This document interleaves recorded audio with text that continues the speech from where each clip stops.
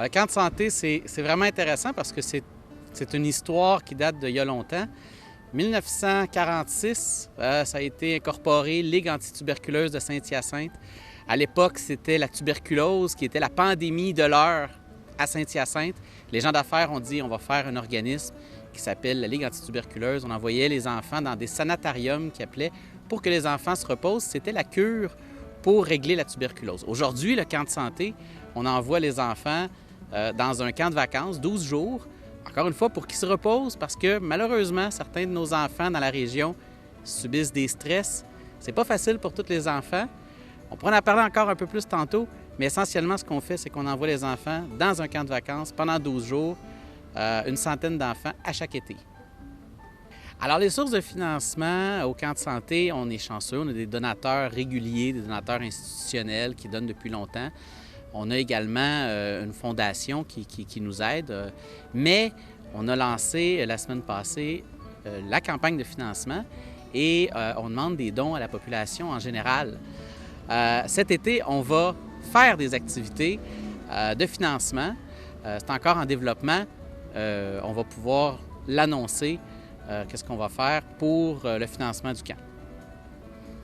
Alors, depuis 1946, l'année passée, c'était la première année où on n'avait pas de camp, de séjour avec des enfants qui faisaient des dodos dans nos chalets.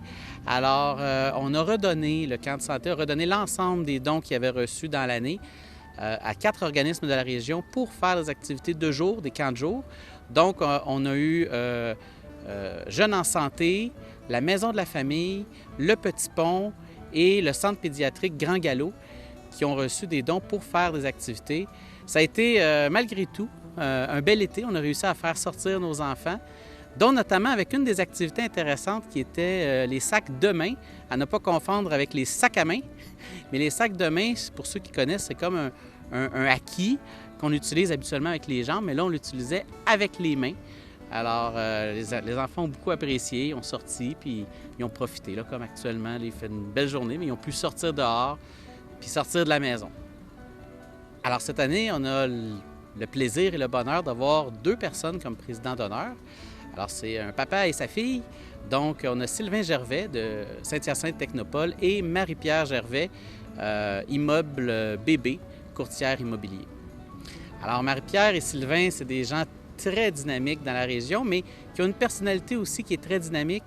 Alors, au niveau du camp de santé, ils nous ont aidés à créer un tout nouveau comité qui va être le comité événement pour justement avoir des activités cet été de financement, mais aussi des activités qui vont permettre aux gens de la région de sortir. Alors, c'est pas seulement nos jeunes qui vont sortir, mais les donateurs vont pouvoir sortir, faire des choses et en même temps aider au financement. Et tout ça vient à cause de Sylvain et de Marie-Pierre qui nous ont donné la flamme pour dire il faut sortir dehors, il faut faire des choses. En fait, ce que ça fait, le camp de santé, c'est que ça permet aux enfants de la ville de Saint-Hyacinthe, entre 9 et 12 ans, de profiter d'un camp de vacances pendant 2 semaines gratuitement. Et pour commencer, j'aimerais vous demander pourquoi vous avez accepté la présidence d'honneur du camp de santé de Saint-Hyacinthe? Je dirais certainement à cause des enfants, mais il y a aussi l'histoire du camp de santé là, qui est vraiment intéressante. Offrir une pause à des enfants qui en ont besoin. On le voit beaucoup dans les médias, les enfants sont quand même à risque dans cette pandémie-là. En retour, les plus touchés par les mesures, ce sont les plus touchés par les mesures sanitaires. Puis, tous les enfants, rester à la maison, c'est difficile, mais imaginez que pour certains, c'est encore beaucoup plus difficile. Mais on sait que le camp leur donne l'espoir et c'est l'espoir qui leur permet évidemment d'aller plus loin. Et vu comme ça, il ne faut pas oublier une chose, c'est que votre don, ce n'est pas simplement un don, mais c'est aussi un investissement dans notre jeunesse, dans la jeunesse de notre région, de ceux qui sont à côté de chez nous. Donc, le camp de santé, cette année particulièrement, et aussi l'année passée à cause de la pandémie, est d'autant plus d'actualité.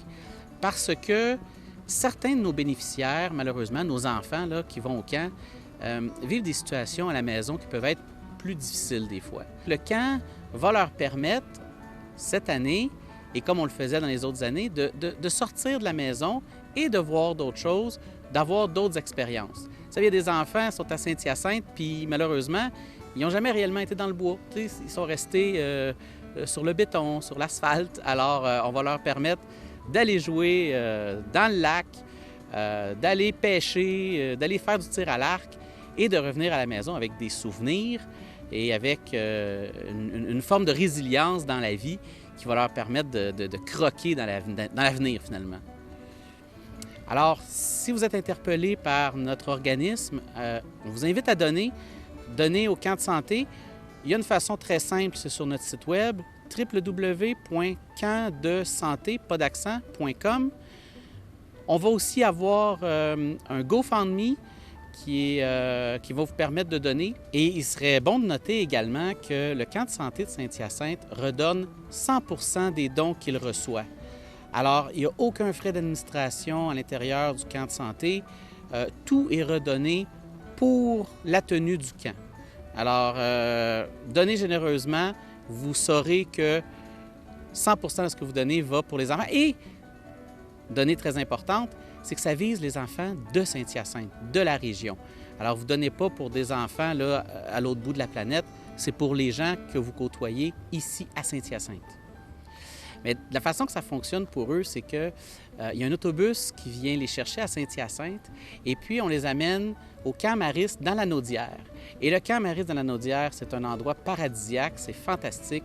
Ils ont 3 lacs séparés, dont un qui sert à la pêche. Donc, les enfants vont être appelés à faire une petite pêche.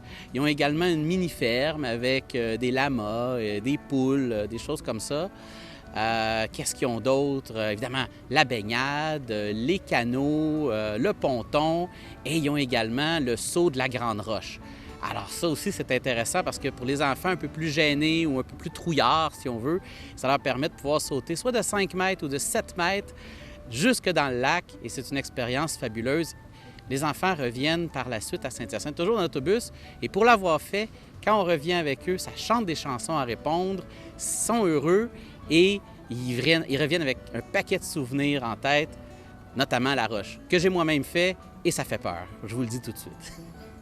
Le camp Maris est situé dans la Naudière, à côté de Rawdon, au nord de Montréal. C'est environ 1h30 de route de Saint-Hyacinthe. Merci beaucoup. Soyez généreux, puis votre don risque fort de changer la vie de ces enfants. Merci.